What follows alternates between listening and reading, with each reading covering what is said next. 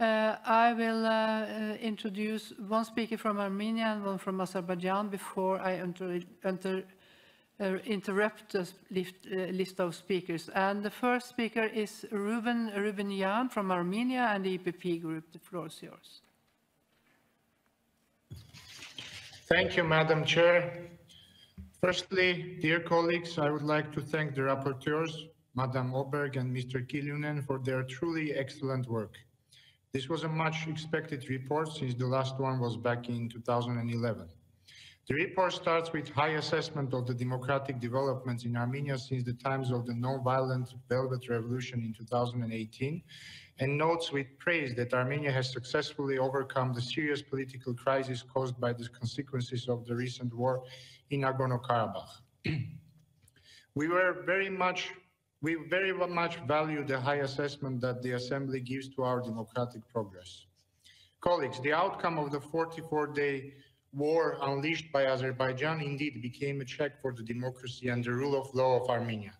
But we managed to overcome it in a peaceful manner through snap parliamentary elections, which received the highest assessment by the international community as free, fair, competitive, with respect of the principles of equality and fundamental freedoms.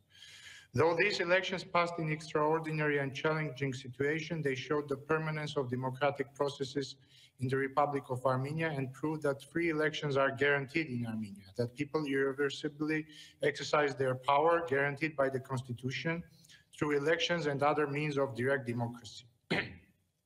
The consolidation of democracy through strengthening of democratic institutions, legislative improvements, and other governance reforms is priority for us.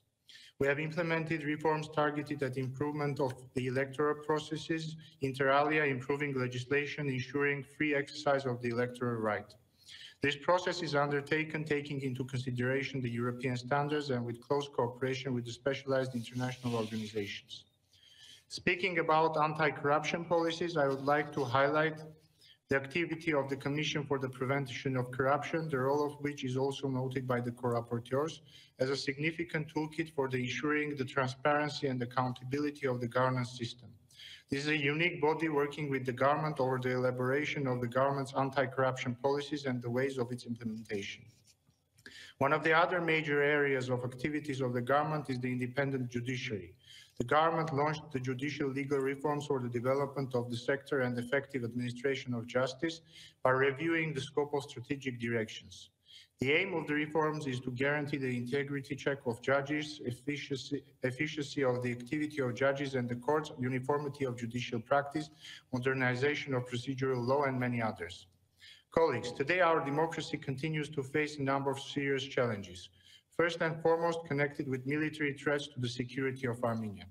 The constant threat of use of force has its most negative effect on the stability, normalcy of the life and course of development. Nevertheless, we believe that peace is the most reliable way to ensure security and further progress.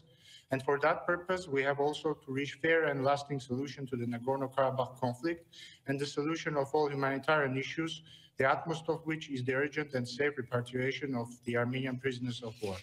And lastly, dear friends, I would like to thank all the colleagues for high praise of the democratic path that Armenia has chosen. But I can't stress enough that, as my friend Alexander Poche rightly mentioned, the main danger to Armenian democracy doesn't come from within. Thank you, Mr. Yerevan. Outside. And I hope that Armenia won't walk alone on the path of democracy it has chosen. Thank you. Mr. Yerevan, thank you so much.